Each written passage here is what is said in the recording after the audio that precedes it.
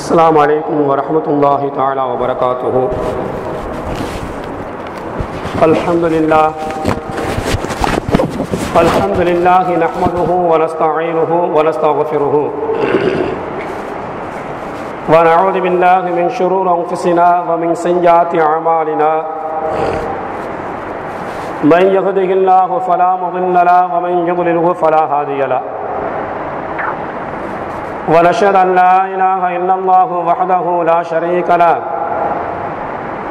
ونشهد أن محمدا عبده ورسوله. أما بعد فقد قال الله تعالى في القرآن العظيم وفي الفرقان المجيد: أعوذ بالله من الشيطان الرجيم. بسم الله الرحمن الرحيم. شهر رمضان الذي أنزل فيه القرآن. قال نبينا صلى الله عليه وسلم: صوموا تصحوا. صدق الله العلي العظيم. அளவற்ற அருளாளனும் நிகரற்ற அன்புடையனுமாகிய எல்லாமல்ல அல்லாஹுவின் திருப்பெயரால் நமது வார்த்தைகளை ஆரம்பம் செய்கின்றோம்.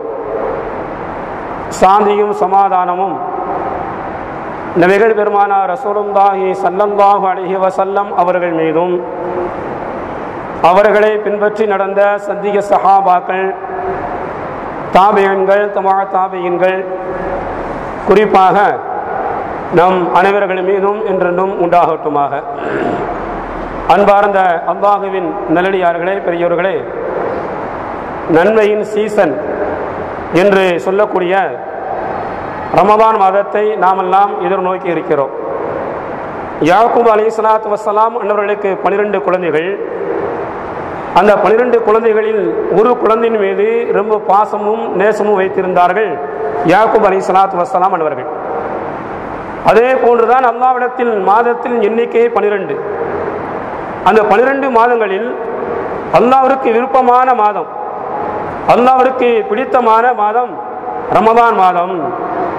காரணம், அந்த ரமதான் மாதத்தில் தான் அல்லாஹு தஆலா உலகத்தின் பொதுமுறையாக இருக்கிற அல் குர்ஆனை இறக்கி வைத்தார். ஷஹ்ரு ரமதான் அல்லதி உன்சில ஃபீஹில் குர்ஆன். ரமதான் மாதத்தில் தான் அல் குர்ஆன் அருளப்பட்டது என்று அல்லாஹ் சொல்லி காட்டுகிறார். எனவே எந்த மாதத்தில் அல் குர்ஆன் அருளப்பட்டதோ அந்த மாதம் அல்லாஹ்விற்கு விருப்பமான மாதம், அல்லாஹ்விற்கு பிடித்தமான மாதம் மட்டுமல்ல, இந்த சமுதாயத்திற்கு உண்டான மாதம் என்றும் நபிகள் பெருமானார் ரசூலுல்லாஹி ஸல்லல்லாஹு அலைஹி அவர்கள் சொல்வதை பார்க்கிறோம். எனவே ரமதான் மாதம் அல்லாஹ்விற்கு விருப்பமான மாதமாக இருக்கின்ற காரணத்தினால் ரமதான் மாதத்தில் செய்யக்கூடிய அமல்களுக்கு அல்லாஹு தஆலா அதிகமான நன்மைகளை வைத்திருக்கிறார். நபிகள் பெருமானார் ரசூலுல்லாஹி ஸல்லல்லாஹு அலைஹி வஸல்லம் சொன்னார்கள், ரமதான் மாதத்தில் செய்யக்கூடிய ஒரு ஃபர்தான அமலுக்கு மற்ற நாட்களில் 70 ஃபர்தை செய்தால் என்ன நன்மையோ என்ன கூலியோ அதே கூலியை அல்லாஹு தஆலா தருகிறான் ஒரு ஃபர்துக்கு.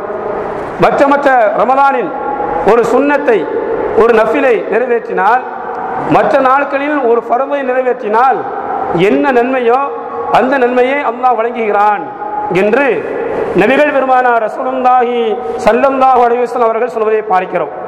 அவர் ரமதான் மாதத்தில் செய்யக்கூடிய ஒரு ஃபர்துக்கு மற்ற மாதங்களில் 70 ஃபர்தை நன்மையை தரக்கூடிய ஒன்றாக இருக்கிறது. மற்ற மாதங்களில் ஒரு ஃபர்தை நிறைவேற்றினால் என்ன நன்மையோ அந்த நன்மையை ரமதான் மாதத்தில் ஒரு சுன்னத்திற்கு, ஒரு நஃபிலுக்கு அல்லாஹ் வழங்குகிறான் என்றால், இந்த ரமதான் மாதத்தில் நாம் செய்யக்கூடிய அமல்கள் என்னென்ன அமல்களை ரமதான் மாதத்தில் நாம் கடைபிடிக்க வேண்டும், என்னென்ன அமல்களை ரமதான் மாதத்தில் நாம் செய்ய வேண்டும் என்று பார்க்கும் பொழுது 10 விதமான அமல்களை நாம் கடைபிடிக்க வேண்டும். ரமதான் மாதத்தில் 10 விதமான அமல்களை நாம் கடைபிடிக்க வேண்டும். ஒன்றாவது என்ன? ரமதான் மாதம் வந்துவிட்டால் நோன்பு வைப்பது கட்டாய கடமை. இது அல்லாஹ் சொல்லி காட்டுகிறான். ரமதான் மாதத்தை நீங்கள் அடைந்து விட்டால் ஃபல்யசுமுஹு, அந்த ரமதான் மாதத்தில் நீங்கள் நோன்பு வையுங்கள் என்று அல்லாஹ் சொல்லி காட்டுகிறான். இன்னொரு ஆயத்தில் அல்லாஹ் சொல்வான், யா அய்யுஹல்லதீன ஆமனு குதிப அலைக்குமுஸ் ஸியாம் கமா குதிப அலல்லதீன மின் கப்லிக்கும் லஅல்லக்கும் தத்தகூன். நம்பிக்கை கொண்டோரே, உங்களுக்கு முன்னால் வாழ்ந்த சமுதாயத்தின் மீது நோன்பு கடமையாக்கப்பட்டதை போல உங்கள் மீதும் நோன்பு கடமையாக்கப்பட்டு இருக்கிறது என்று அல்லாஹ் சொல்லி காட்டுகிறார். அந்த நோன்பை பற்றி நபிகள் பெருமானார் ரசூலுல்லாஹி ஸல்லல்லாஹு அலைஹி வஸல்லம் சொல்லும்போது சூமு தஸ்ஹு, நீங்கள் நோன்பு வையுங்கள், உடலுக்கு ஆரோக்கியத்தை பெறுங்கள் என்றார்கள். இன்னொரு ஹதீஸில் ரமதான் மாதத்தில் யார் ஈமானோடும் நன்மையை எதிர்பார்த்தும் நோன்பு வைக்கிறாரோ அவருடைய முந்திய பாவங்கள் மன்னிக்கப்படுகிறது என்றும் நபிகள் பெருமானார் ரசூலுல்லாஹி ஸல்லல்லாஹு அலைஹி வஸல்லம் அவர்கள் சொல்வதை பார்க்கிறோம். இன்னொரு ஹதீஸில் பாருங்க, நோன்புக்கு இருக்கிற சிறப்புகளை பாருங்கள். ரமதான் மாதத்தில் வைக்கிற நோன்புக்கு இருக்கிற சிறப்பை பாருங்கள். ரசூலுல்லாஹ் சொன்னாங்க, பொதுவாகவே நாம் நோன்பு நோற்றால் வாயில் இருந்து ஒரு விதமான வாடைகள் வரும் இல்லையா? வாயில் இருந்து ஒரு விதமான வாடைகள் வரும். என்ன காரணம்? பகல் முழுவதும் எதையும் உண்ணாமல் பருகாமல் அல்லாஹ்விற்காக வேண்டி வயிற்றை நாம் காலியாக போடுகிறோம். எதையும் உண்ணாமல் பருகாமல் குடிக்காமல் வயிற்றை நாம் காலியாக போடுகிறோம். இதனால வயிறு காலியாகின்ற காரணத்தினால் வாயில் இருந்து ஒரு விதமான வாடை வரும். நம்முடைய பார்வைக்கு அது நாற்றமெடுத்து இருந்தாலும், நம்முடைய பார்வைக்கு வாயிலிருந்து வரக்கூடிய வாடை நாற்றமாக தெரிந்தாலும் அல்லாஹ்விடத்தில் கஸ்தூரியின் வாடையை விட ரொம்ப மனமானது என்றார்கள் நபிகள் பெருமானார் ரசூலுல்லாஹி ஸல்லல்லாஹு அலைஹி வஸல்லம். ஃபஃபிஸ் ஸாயிமி அத்யபு இன்தல்லாஹி மிர் ரீஹில் மிஸ்க், நோன்பாளியுடைய வாயின் வாடை, நோன்பாளியின் வாயின் வாடை அல்லாஹ்விடத்தில் கஸ்தூரியை விட ரொம்ப மனமானது என்றார்கள் நபிகள் பெருமானார் ரசூலுல்லாஹி ஸல்லல்லாஹு அலைஹி வஸல்லம் அவர்கள்.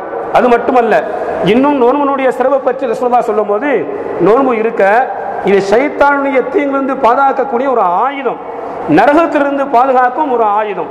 அஸ்ஸௌமு ஜுன்னத்தும் மினன் நார், நோன்பு என்பது நரகத்திலிருந்து பாதுகாக்கப்படக்கூடிய ஒரு ஆயுதமாக, ஒரு தடுப்பாக இருக்கிறது என்றார்கள் நபிகள் பெருமானார் ரசூலுல்லாஹி ஸல்லல்லாஹு அலைஹி வஸல்லம் அவர்கள். அது மட்டுமல்ல, நாளை கபரில் பாருங்க, கபரில் வந்து சில மனிதர்களுடைய மேனிகள் பயங்கரமான நறுமணம் இருக்குமா, வாடை நறுமணம் கமிழ்ந்து கொண்டே இருக்கும். நாளை மறுமை நாளில் அல்லாஹ் தஆலா மனிதர்கள் எழுப்பும்போது சில மனிதர்களுடைய உடம்பில் பயங்கரமான நறுமணம் வீசும். மற்றவர்கள் எல்லாம் ஆச்சரியப்படுவார்களாம். இந்த நறுமணத்தை பார்த்து மற்றவர்கள் எல்லாம் ஆச்சரியப்படுவார்கள். இது யார் என்று கேட்பார்களாம். இவர்கள் தான் உலகத்தில் வாழும் போது நோன்பு நோற்றவர்கள், அல்லாஹ்விற்காக வேண்டி நோன்பு நோற்றவர்கள் என்று சொல்லப்படும் என்ற ஹதீஸை பார்க்கிறோம். அது மட்டுமல்ல, மேலும் ரசூலுல்லாஹ் சொன்னாங்க, ஒரு நோன்பாளி மலக்கின் தன்மைக்கு வந்து விடுகிறார். நோன்பின் மூலம் மலக்குமாருடைய தன்மையை அடைந்து கொள்கிறார்கள், மலக்குமாருடைய தன்மைக்கு உயர்த்தப்படுகிறார்கள் என்றும் நபிகள் பெருமானார் ரசூலுல்லாஹி ஸல்லல்லாஹு அலைஹி வஸல்லம் சொல்வதை பார்க்கிறோம். அது மட்டுமல்ல, ரமதான் மாதத்தில் வைக்கிற நோன்பு இருக்க, இந்த ஒரு நோன்பை விட்டால், ரமதான் மாதத்தில் ஒரு நோன்பை விட்டால் மற்ற நாட்களில் நாம் நோன்பு வைத்தாலும் அந்த ஒரு நோன்புக்கு ஈடாகாது என்றார்கள் நபிகள் பெருமானார் ரசூலுல்லாஹி ஸல்லல்லாஹு அலைஹி வஸல்லம் அவர்கள். அது மட்டுமல்ல, மேலும் பாருங்க, நோன்புடைய சிறப்பை எல்லாம் நம்ம கேட்டால் உண்மையாகவே ரமதான் மாதத்தில் நோன்பு வைக்காமல் இருக்க மாட்டோம். நோன்புடைய சிறப்பை நாம் செவியுற்றால் ரமதான் மாதத்தில் நோன்பு வைக்காமல் நாம் இருக்க மாட்டோம். அல்லாஹ் சொல்வதாக ரசூலுல்லாஹ் சொன்னாங்க, நோன்புக்கு கூலி நான் தான், நோன்புக்கு கூலி நானே வழங்குவேன் என்று அல்லாஹ் சொல்வதாக ரசூலுல்லாஹ் அவர்கள் சொல்கிறார்கள். அஸ்ஸௌமு லி, நோன்பு எனக்கு உரியது, நோன்பு எனக்கு உரியது, வஅன அஜ்ஸி பிஹி, அதற்கு நான் தான் கூலி வழங்குவேன் என்று அல்லாஹ் சொல்வதாக நபிகள் பெருமானார் ரசூலுல்லாஹி ஸல்லல்லாஹு அலைஹி வஸல்லம் சொல்வதை பார்க்கிறோம். இப்போ ஏன் அந்த மாதிரி என்று ஏன் ரசூலுல்லாஹ் அவர்கள் அவ்வாறு சொன்னார்கள்? மற்ற வணக்கங்கள் எல்லாம் வெளியில் தெரியக்கூடியவை, தொழுகையா இருக்கட்டும், சதக்காவா இருக்கட்டும், ஜகாத்தா இருக்கட்டும், ஹஜ்ஜா இருக்கட்டும், இதர அமல்களா இருக்கட்டும், இவைகள் எல்லாம் வெளியில் தெரியக்கூடியவை. ஆனால் நோன்பு மட்டும் வெளியில் தெரியாத ஒண்ணு. நோன்பு மட்டும் ஒரு நோன்பாளியா சொல்ல முடியுமா? நோன்பு மாதிரி நடிக்கலாம் இல்லையா? சில பேர் நோன்பு இல்லாமலேயே நோன்பு மாதிரி நடிக்கலாம். நம்ம என்ன நினைச்சுக்கிறோம்? இவர் நோன்பாளி என்று நினைப்போம். அப்ப வெளியில் தெரியாத ஒரு அமலாக, வெளியில் தெரியாத ஒரு அமலாக நோன்பு என்று இருக்கிற காரணத்தினால் மற்ற அமல்களுக்கெல்லாம் அல்லாஹ் தஆலா மலக்குமார்கள் மூலமாக கூலியை வழங்குகிறார். ஆனால் நோன்பு மட்டும் எனக்கு உரியது, நோன்பு மட்டும் எனக்கு உரியது என்று அல்லாஹ் சொல்ல காரணம், யார் நோன்பாளி என்று அல்லாஹ் அறிந்தவன், யார் நோன்பாளி என்று அல்லாஹ் அறிந்தவன். எனவே யார் நோன்பாளி என்று நான் அறிகின்ற காரணத்தினால் அதற்கு கூலி நான் தான் கொடுப்பேன் என்று அல்லாஹ் சொல்வதாக நபிகள் பெருமானார் ரசூலுல்லாஹி ஸல்லல்லாஹு அலைஹி வஸல்லம் அவர்கள் சொல்வதை பார்க்கிறோம். பாருங்க, ஹாரூன் ரஷீத் என்ற ஒரு மன்னர், இவருக்கு அதிகமான மனைவிமார்கள் இருக்காங்க, ஒரு அடிமை பெண்ணும் இருக்கிறார். ஆனால் மனைவிமார்களை விட இவருக்கு அனுமதிக்கப்பட்ட அடிமை பெண் மீது ரொம்ப நேசம், ஒரு பாசம் இவருக்கு. அரசிகளுக்கு ஒரு மனக்குறைவு, நாமெல்லாம் மனைவியாக இருக்க நம் மீது உண்டான பாசத்தை விட அவருக்கு அனுமதிக்கப்பட்ட அடிமை பெண் மீது ரொம்ப பாசமா இருக்கார மன்னர் என்று ஒரு மனக்குறைவு இருக்கிறது. அப்ப மனைவிமார்களுக்கு இருக்கிற மனக்குறைவை போக்க வேண்டும் என்ற நோக்கத்தில் ஒரு நாள் மனைவிமார்கள் எல்லாம் அடிமையும் இருக்கும் போது விலை உயர்ந்த முத்துக்களையும் மருகதங்களையும் மாணிக்க கற்களையும் வீசி எரிந்துவிட்டு இவைகளை நீங்கள் பொறுக்கிக் கொள்ளுங்கள், எடுத்துக் கொள்ளுங்கள் என்று உத்தரவிட்டார். எல்லா மனைவிமார்களும் ஓடோடி போனாங்க, கிடைத்ததெல்லாம் எடுத்துக்கொண்டார்கள், பொறுக்கிக் கொண்டார்கள். அடிமை பெண் மட்டும் மௌனமாக அப்படியே நிற்கிறார். அடிமை பெண் மட்டும் மௌனமாக அப்படியே நிற்கிறார். உடனே மன்னர் கேட்டார், உனக்கு இவைகளெல்லாம் தேவையில்லையா? இதெல்லாம் விலை உயர்ந்த முத்துக்கள், மாணிக்க கற்கள், மருகதங்கள், இது உனக்கு தேவையில்லையா என்று மன்னர் கேட்டார். அந்த அடிமை பெண் சொன்னாள், எனக்கு இவைகளெல்லாம் தேவையில்லை. உலகத்தில் விலை உயர்ந்த முத்துக்கள், விலை உயர்ந்த மாணிக்க கற்கள் எதுவும் எனக்கு தேவையில்லை. அந்த கற்களை எல்லாம் எரிந்த கைதான் எனக்கு தேவை என்று அந்த அடிமை பெண் சொன்னவுடன் மற்ற மனைவிமார்கள் எல்லாம் தலையை கீழே போட்டுக் கொண்டார்கள் என்ற வரலாறை பார்க்கிறோம். இதே போலதான் நாளை மறுமை நாளில் அல்லாஹ் தஆலா நீதிபதி ஸ்தானத்தில் இருந்து கொண்டு ஃபரீகுன் ஃபில் ஜன்னah வ ஃபரீகுன் ஃபிஸ் ஸஈர், நீங்கள் எல்லாம் சுருக்கவாசி, நீங்கள் எல்லாம் நரகவாசி என்று அல்லாஹ் நீதிபதி ஸ்தானத்தில் இருந்து ஜலாலியத்தான தன்மையில் இருந்து கொண்டு தீர்ப்பு வழங்குவார். அப்ப நரகவாசிகள் நரகத்துக்கு போக மாட்டாங்க, நரகவாசிகள் நரகத்துக்கு போக மாட்டாங்க. ஏன் போக மாட்டாங்க? நரகத்தில் கடுமையான வேதனை, கடுமையான தண்டனை, அங்கு எல்லா விதமான வேதனைகளும் உண்டு. பாம்புகள் இருக்கிறது, பல்லிகள் இருக்கிறது, அதுபோல தேள்கள், நட்டுமாக்காளிகள் எல்லாம் அங்கு நரகத்தில் உண்டு. இதைவிட கொடுமையான வேதனைகள் எல்லாம் நரகத்தில் இருக்கிறது. இதை பார்த்த நரகவாசிகள் நரகத்துக்கு போகாம அடமுடிப்பாங்க. உடனே அல்லாஹ் உத்தரவிடுவான் மலக்குமார்களுக்கு, இவர்களெல்லாம் பிடித்து கட்டுங்கள், நரகத்தில் தூக்கி வீசுங்கள் என்று. வஸீஅல்லதீன கஃபரு இலா ஜஹன்னம ஸுமரா, உலகத்தில் அல்லாஹ் ரசூலுக்கும் மாறு செய்தவர்களை அவர்களை விலங்கிட்டு நரகத்தில் தூக்கி வீசுங்கள் என்று அல்லாஹ் உத்தரவிடுவான். அவர்கள் நரகத்தின் பக்கம் நிறுத்தி செல்லப்படுவார்கள். ஆனா சொர்க்கவாசியும் சொர்க்கத்துக்கு போகாம அப்படியே நிற்பாங்க. எப்பண்டா சொர்க்கம் கிடைக்கும், எப்ப அல்லாஹ் தீர்ப்பு வழங்குவா என்று இருக்கும்போது, நீங்கள் எல்லாம் சொர்க்கவாசி என்று அல்லாஹ் சொல்லிவிட்டார் என்றால் வேகமாக சொர்க்கத்துக்கு போக வேண்டும் இல்லையா? சொர்க்கத்தின் வாழ்க்கை சுகமான வாழ்க்கை, ஒரு இன்பமான வாழ்க்கை. சொர்க்கத்தில் நினைத்த கனிவர்க்கங்கள், நினைத்த உணவுகள், நினைத்த வாழ்க்கை ஒரு மகிழ்ச்சிகரமான வாழ்க்கை.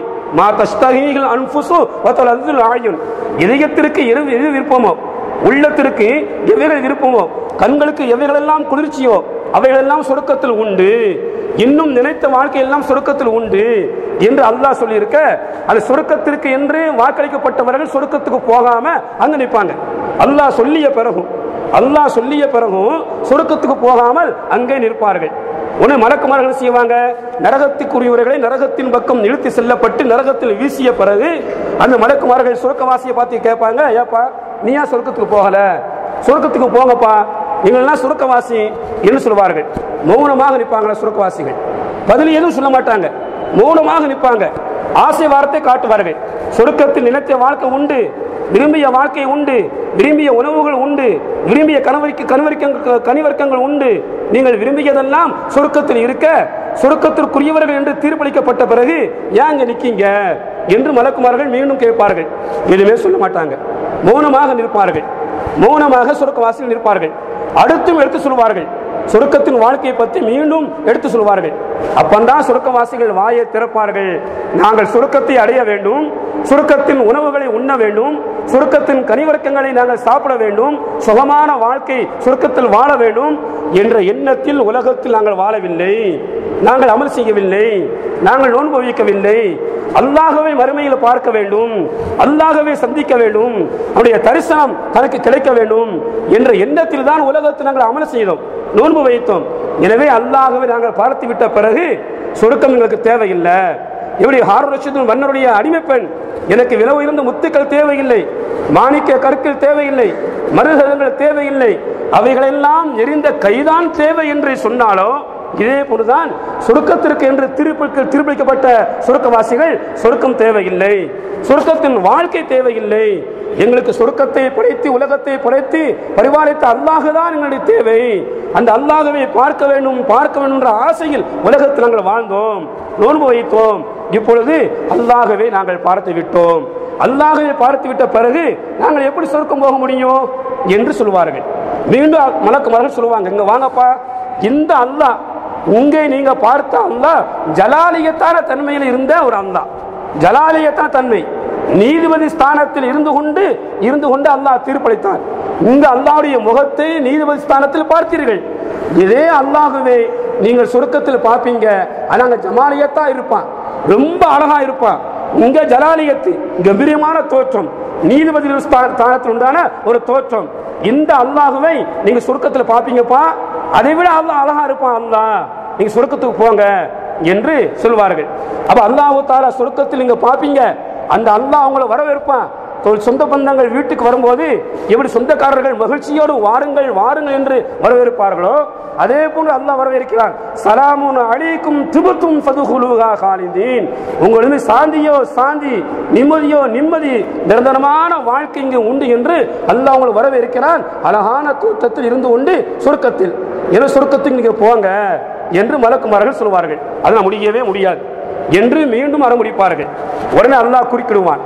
அல்லாஹ்விடத்தில் மலக்குமார்கள் சொல்வார்கள், அல்லாஹ் உன் அடியார்களை பாரு, நீ சுருக்கவாசி என்று தீர்ப்பளிக்கப்பட்ட இவர்கள், நீ சுருக்கவாசி என்று தீர்ப்பளிக்கப்பட்ட இவர்கள் சுருக்கத்துக்கு போக மாட்டோம், அல்லாஹ்வுடைய முகத்தை பார்க்க வேண்டும் என்று உலகத்தில் வாழ்ந்தோம், அல்லாஹ்வை பார்த்து விட்டோம், சுருக்கம் தேவையில்லை என்று அடம்பிடிக்கிறார்கள் என்று மலக்குமார்கள் சொன்னவுடன், சுருக்கத்தில் என்னை காண்பார்கள் என்ற செய்தியை சொன்னீங்களா?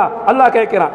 சுருக்கத்திலையும் என்னை காண்பார்கள், அங்கே காணக்கூடிய முகம் ஜமாலியத்தான முகம், அழகான தோற்றம், அழகான உருவம், அழகான முகத்தோடு காட்சியளிப்பான் என்ற செய்தியை நீங்க சொன்னீங்களா என்று அல்லாஹ் கேட்பான். அல்லாஹ் எல்லாம் சொல்லியாச்சு, சொர்க்கத்தின் வாழ்க்கை, சொர்க்கத்தின் இன்பம், சொர்க்கத்தின் உணவுகள் எல்லாத்தையும் சொல்லியாச்சு, உன்னை பற்றியும் எடுத்து சொல்லியாச்சு, இவங்க வர்ற மாதிரி தெரியலையா அல்லாஹ் என்று மலக்குமார்கள் சொல்லுவார்களாம். அப்படியா, என் அடியார்கள் ரொம்பத்தான் ஆரம்பிக்கிறார்கள், என் அடியார்கள் ரொம்பத்தான் ஆரம்பிக்கிறார்கள் என்று சொல்லி இந்த என் அடியார்களுக்காகவே சுருக்கத்தை இழுத்து கொண்டு வாருங்கள். உலகத்தில் வாழும்போது இருபக்திமான்களாக பயபக்திமான்களாக வாழ்ந்த இவர்களுக்கு சொர்க்கத்தை இழுத்து கொண்டு வாருங்கள் என்று சொல்லப்படும் என அல்லாஹ் சொல்லி காட்டுகிறான். அப்ப இந்த மாதிரி யார் சொல்றேன்னு சொன்னா, யார் உலகத்தில் வாழும்போது அல்லாஹ்வுக்காக வேண்டியே நோன்பு நோற்றார்களோ அல்லாஹ் அவளுக்கு நேரடியாக கூலியை கொடுக்கிறான். அல்லது இன்னொரு ஹதீஸில் நானே அவளுக்கு கூலி அல்லாஹ் சொல்கிறான். நானே நோன்புக்கு எனக்கு உரியது, நோன்பு எனக்கு உரியது, அந்த நோன்புக்கு கூலி வேற எதுவும் கிடையாது, நான் தான் கூலி. அப்ப அல்லாஹ்வே கூலியாக வந்து விடுகிறான் என்றால் அப்ப எவ்வளவு பெரிய சிறப்பு பாருங்க. இதா லக்யா ரசூலுல்லாஹ் சொன்னாங்க, லிஸ்ஸாயிமி ஃபரஹத்தானி, நோன்பாளிக்கு இரட்டை மகிழ்ச்சி, ஒரு மகிழ்ச்சி நோன்பு திறக்கும் போது, இன்னொரு மகிழ்ச்சி தன் இறைவனை சந்திக்கும் போது நோன்பின் பலனாக என்றார்கள் நபிகள் பெருமானார் ரசூலுல்லாஹி ஸல்லல்லாஹு அலைஹி வஸல்லம் அவர்கள். அப்ப இவ்வளவு சிறப்புகள் இருக்கிறது ரமதான் மாதத்தில் வைக்கிற நோன்புக்கு. இன்னைக்கு பாத்தீங்கன்னா ஒரு காலத்துல ரமதான் நோன்பு வருவதற்கு முன்னதாகவே சஹாபாக்கள் எடுத்துக்கொண்டார் 6 மாதம் எல்லா ரமதான் மாதம் போய்விட்டது, ரமதான் மாதம் உங்களை வீட்டும் கடந்து விட்டது, உங்களுடைய பாவத்தை எல்லாம் மன்னித்து விடு துஆ செய்வார்கள். 6 மாதத்திற்கு பிறகு ரமதான் மாதம் இருப்பதற்கு 6 மாதத்திற்கு முன்பாகவே அல்லாஹ் ரமதானை அடையும் வாய்ப்பை தா, ரமதானில் அமல் செய்யக்கூடிய வாய்ப்பை தா என்று துஆ செய்வார்கள். அதுக்கு பிறகு பார்த்தீங்கன்னா 4 மாதம் 5 மாதம் 1 மாதத்துக்கு முன்னாலேயே எப்போ ரமதான் மாதம் வரும், குர்ஆனை ஓதணும், நன்மையான காரியங்கள் செய்யணும், நோன்பு வைக்கணும், அல்லாஹ்வுடைய அன்பை பெறணும், ஒரு நேசத்தை பெறணும், பாசத்தை பெறணும், சொர்க்கத்தை அடையணும் என்ற எண்ணம் அன்றைய காலத்தில் வாழ்ந்த நல்லவர்களுக்கு இருந்தது. இன்னைக்கு பாருங்க, எப்பண்டா நோன்பு ஓதும், எப்பண்டா தலைப்பெருனா வரும், இந்த பராத் இரவுக்கு தலைப்பெருனா எடுத்து சொல்வார்கள், இது தலைப்பெருனா. அடுத்து நோம்பு வந்து 2வது பெருனா, நோம்புடைய முதல் நோன்பு இருக்க 2வது பெருனா, நோன்பு பெருனா வந்து 3வது பெருனா, அதுக்கு இடையில 6 நோன்பு பெருனா, அதற்கு பிறகு ஹஜ்ஜி பெருனா. இஸ்லாத்தில் பெருநாட்கள் 2, ஆனா பொம்பளைய பாத்தீங்கன்னா பெண்களை 1008 பெருநாளை உருவாக்கி 1008 ரூபாயை செலவு செஞ்சு புருஷனுக்கு கணவருக்கு மிகப்பெரிய கஷ்டத்தை கொடுக்கும் பெண்களை உலகத்துல பார்த்தோம் இல்லையா?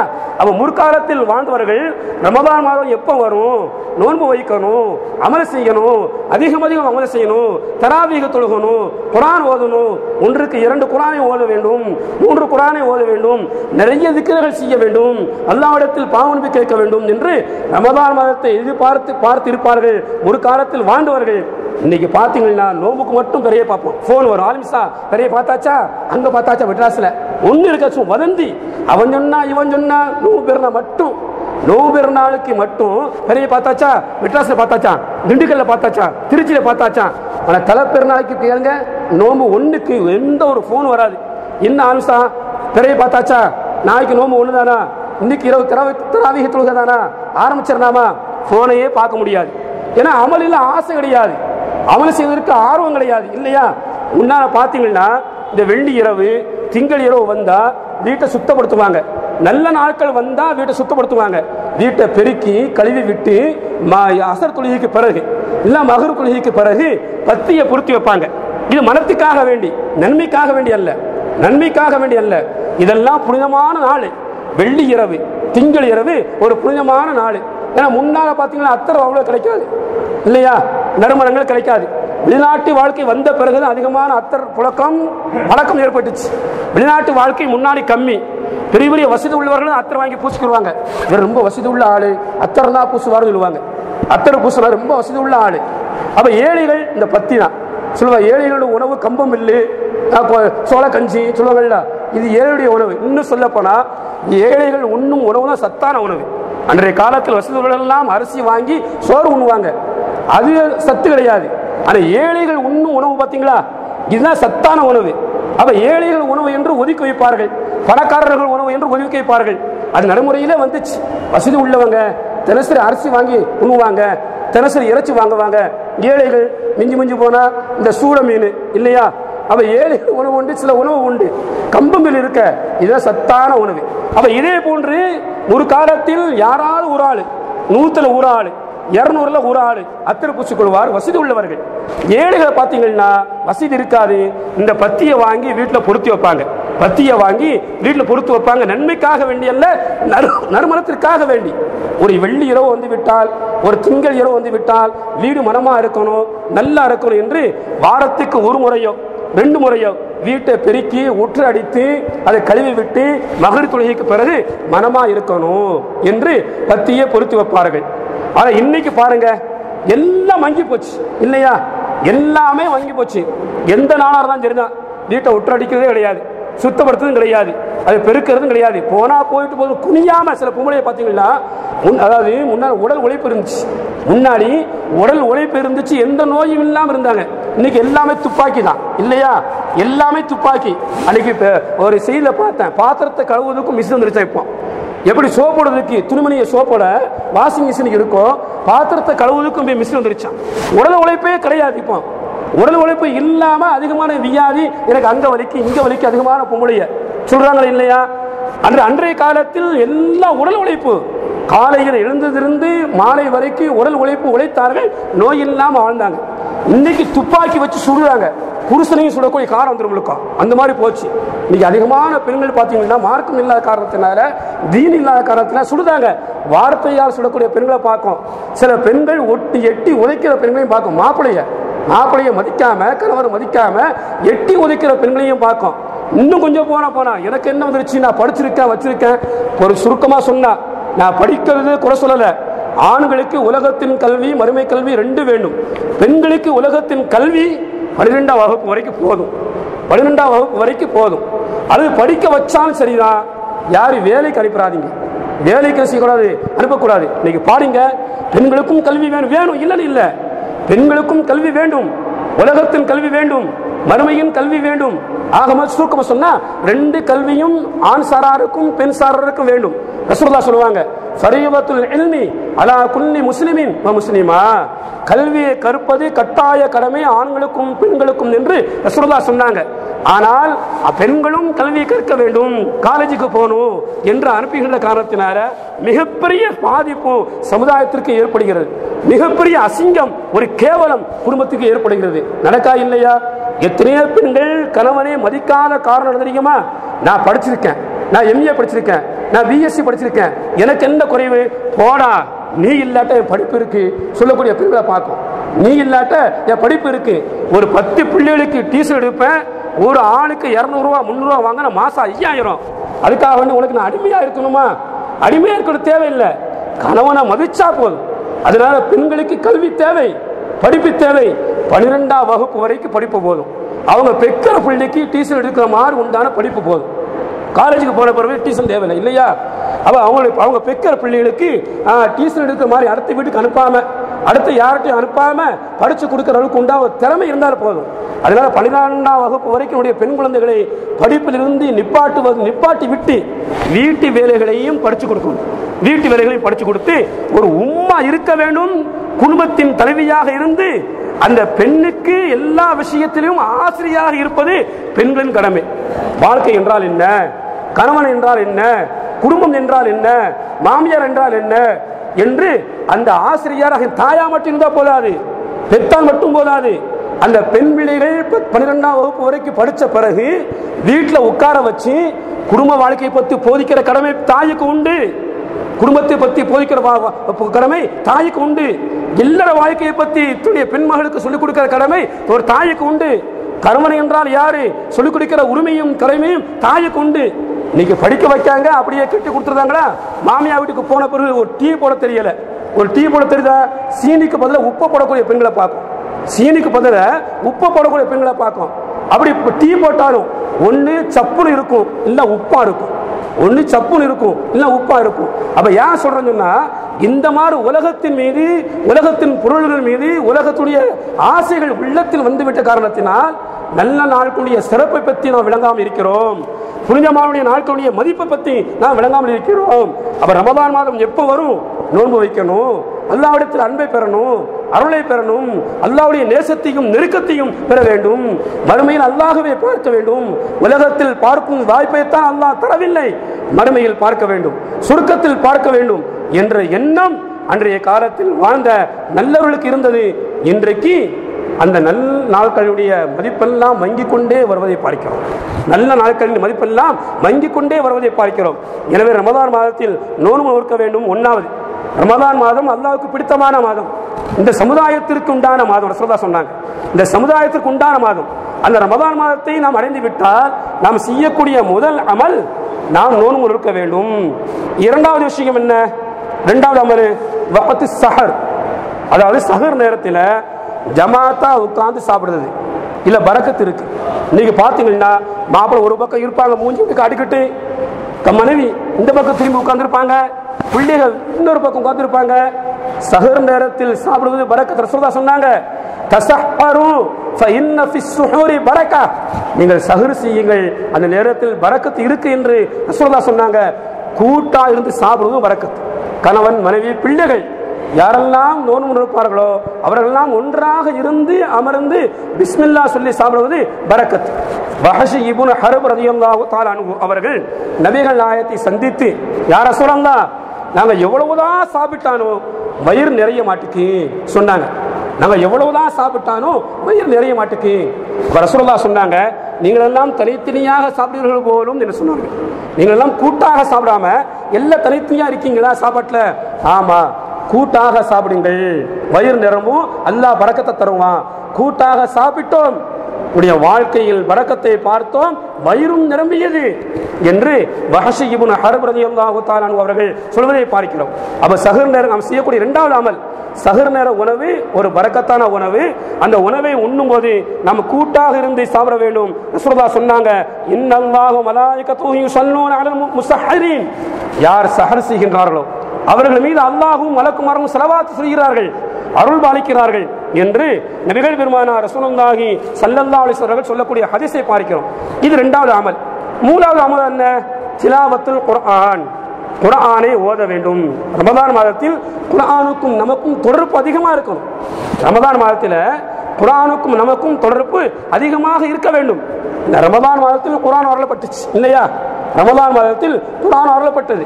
அந்த ரமதான் மாதத்தில் நமக்கும் குர்ஆனுக்கும் அதிகமான தொடர்பு இருக்க வேண்டும். குர்ஆனை பார்த்து ஓதினால் 10 நன்மை, அது தொழுகையில் இருந்து ஓதினால் 50 நன்மை ரசூலுல்லாஹ் சொன்னாங்க. தொழுகையில் நின்று ஓதினால் 100 நன்மை என்றார்கள். தொழுகையில் நின்று ஓதினால் 100 நன்மை. அந்த குர்ஆனோடு யாருக்கு தொடர்பு இருக்கோ அவருடைய வாழ்க்கையில் மிகப்பெரிய சிறப்பும் அந்தஸ்தும் ஏற்படும் என்பது வரலாறு. ஒரு மனிதர் மிஸ்ருல் ஹாஃபில் என்று சொல்லக்கூடிய ஒரு மனிதர், ஆக குடிகாரர், குடித்து விட்டு கூத்தடிக்கிறவர். இவர் மக்களால் மதிப்பில்லாமல் உலா வந்தவர். அல்லாஹ்வுடைய ஒரு வார்த்தைக்கு, ஒரு ஆயத்திற்கு கண்ணியம் கொடுத்தார். அவர் கண்ணியப்படுத்தப்பட்டார். அதற்கு பிறகு பிஸ்மில்லாஹிர் ரஹ்மானிர் ரஹீம் அல்லாஹ்வுடைய வசனங்களில் இதுவும் ஒன்று. அது எழுதப்பட்ட பேப்பர் கீழே கிடந்துச்சு. அல்லாஹ்வுடைய வார்த்தை அல்லவா கீழே கிடக்கு. நினைக்கிறது யாரு? ஒரு குடியாரர். அது இன்னைக்கு பாருங்க, நல்லவன் கூட இல்லையா, குடிக்காத ஆளு கூட எதுக்குமே மதிப்பு இல்லை. அல்லாஹ்வுடைய வார்த்தைக்கும் மதிப்பு கிடையாது, ஹதீஸுக்கும் மதிப்பு கிடையாது. போங்க ஆலிம்சா, இஸ்லாமா, ஈமானா, குர்ஆனா, ஹதீஸா, அதெல்லாம் அங்கிட்டு வைங்க, நாங்க என்ன சொல்றோமோ அதை செய்யுங்க, பார்க்குமா இல்லையா? அதனால அன்றைய காலம் இஸ்லாம், ஈமான், குர்ஆன், ஹதீஸ், இப்போ நாங்க என்ன சொல்றோமோ நீங்க அதை செஞ்சு ஆகணும். தப்பு பாயுதுன்னா அதுதான் இல்லை. ஊர் வளமை, ஊர் வழக்கம், ஒரு நாட்டின் பழக்கம், குடும்பத்துடைய வழக்கம் செய்யறீங்களா இல்லையா? மிகப்பெரிய பாவத்தை நான் எப்படி செய்ய முடியும்? இது மார்க்கத்துக்கு புறமான காரியங்களா என்று ஆன்சா சொன்னா வந்தான் நிர்வாகத்திட்ட. ஆன்சா சரியில்லை. மற்ற ஊர்களில், நம்ம ஊரில் உள்ள வழக்கம் இல்லை, மற்ற ஊர்களில் ஆன்சா சரியில்லை, உடைய போங்கு, நடவடிக்கை, நடத்தை இது சரியில்லை, என்ன சொன்னாலும் மறுத்து பேசுகிறார். என்ன சொன்னாங்க ஆலிம்சா? என்ன சொன்னார்? மார்க்கத்திற்கு புறமான காரியம், அல்லாஹ் ரசூலுக்கு புறமான காரியம் தப்பா இது? அப்ப தப்புன்னு சொன்னா ஆன்சா தப்பு, தப்புன்னு சொன்னா யார தப்பு? ஆன்சா தப்பு. நடக்கா இல்லையா? உலகத்தில் நடக்கா இல்லையா? அவ குர்ஆனோடு தொடர்பு வைத்துக் கொண்டால் அந்த குர்ஆன் நம்மை உயர்த்தும், நம்மை சிறப்பாக ஆக்கும்.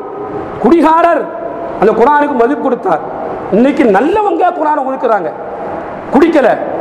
குடிக்கல நல்ல பழக்கவழக்கம் உள்ளவர்கள், தொழக்கூடிய நபர்கள் கூட குர்ஆனா ரெண்டாவது, ஹதீஸா அது அடுத்து சொல்லக்கூடிய காட்சி.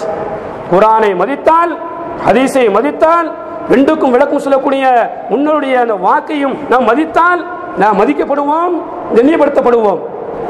மிஸ்ருல் ஹாஃபில் மதித்தார் அல்லாஹ்வுடைய வார்த்தைக்கு, அல்லாஹ்வுடைய வார்த்தையை ஒரு வார்த்தை மதித்தார். மிகப்பெரிய இறைநேசராக ஆனார். வரலாறு மிகப்பெரிய இறைநேசராக ஆனார் குர்ஆனை மதித்த காரணத்தினால். அதற்கு பிறகு வரலாற்றை படித்து பாருங்கள்.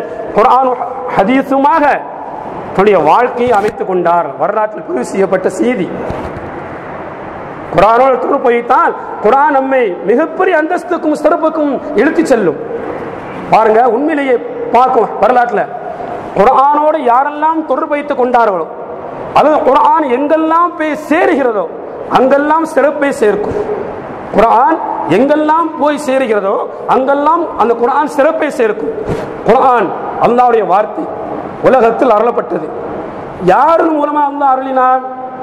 ஜிப்ரீல் அலைஹிஸ்ஸலாத்து வஸ்ஸலாம் அவர்கள் மூலமாக அல்லாஹ் அருளினான் நபிகள் நாயகத்திற்கு. அந்த ஜிப்ரீல் மலக்குமார்களுக்கெல்லாம் தலைவர், சிறந்தவர் இல்லையா? குர்ஆன் உலகத்திற்கு வந்தது ஜிப்ரீல் மூலமாக நபிகள் நாயகத்திற்கு.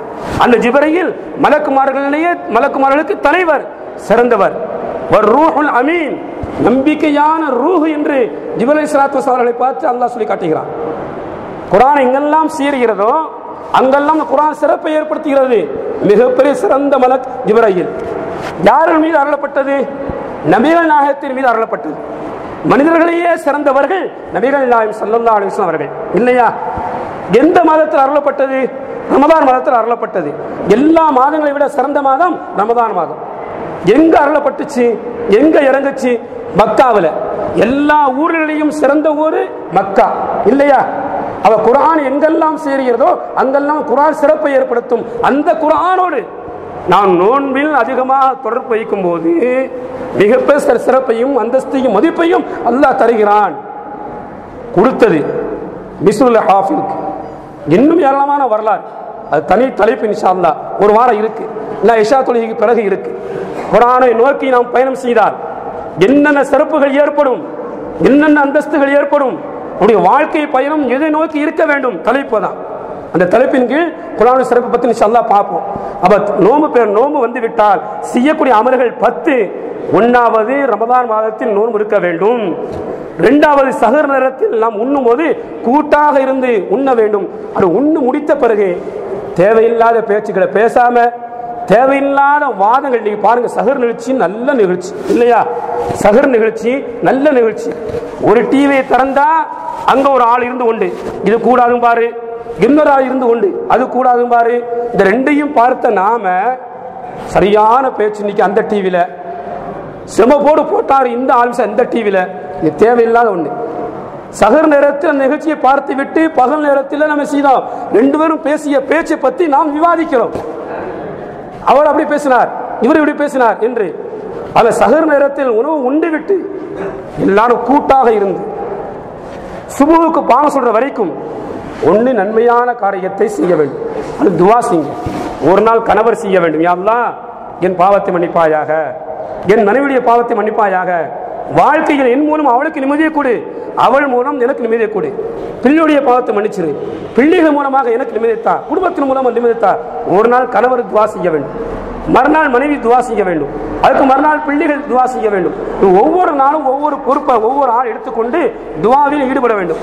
அல்லது திக்ரு, தஸ்பீஹாத்துகள், குர்ஆன் ஷரீஃப் போன்றவர்களில் ஈடுபட வேண்டும். 2வது அமல். 3வது அமல் என்ன? குர்ஆனை நாம் அதிகமாக ஓத வேண்டும் ரமதான் மாதத்தில். குர்ஆனை நாம் அதிகமாக ஓத வேண்டும் ரமதான் மாதத்தில். ரசூலுல்லாஹ் சொன்னாங்க, இக்ராஉல் குர்ஆன ஃபஇன்னஹு யஅதி யௌமல் கியாமா ஷஃபீஅன் லி அஸ்ஹாபி. குர்ஆனை ஓதுங்கள், மறுமை நாளில் உங்களுக்காக வேண்டி அல்லாஹ்விடத்தில் பரிந்துரைக்கும். 2 காரியம் அல்லாஹ்ட்ட பேசுமா. ஒன்னு நோன்பு, இன்னொன்று குர்ஆன். யா அல்லாஹ், இவர் என்னை நோற்றி பசித்திருந்தார், தாகித்திருந்தார், உனக்காக வேண்டி குடி சுருக்கத்தை நோம்பு சொல்லும், குடி சுருக்கத்தை நோம்பு சொல்லும். குர்ஆன் சொல்லும், உலகத்தில் வாழும்போது என்னை ஓதினார் குடி சுருக்கத்தை என்று குர்ஆன் சொல்லும். ரசூலுல்லாஹ் சொன்னாங்க, இக்ராஉல் குர்ஆன ஃபஇன்னஹு யஅதி யௌமல் கியாமா ஷஃபீஅன் லி அஸ்ஹாபிஹி. குர்ஆனை ஓதுங்கள், ஓதியவருக்காக வேண்டி மறுமை நாளில் அல்லாஹ்விடத்தில் அது பரிந்து பேசும் என்றார்கள் நபிகள் பெருமானார் ரசூலுல்லாஹி ஸல்லல்லாஹு அலைஹி வஸல்லம் அவர்கள். இது 3வது. அடுத்து நாம் செய்யக்கூடிய அமல் என்ன?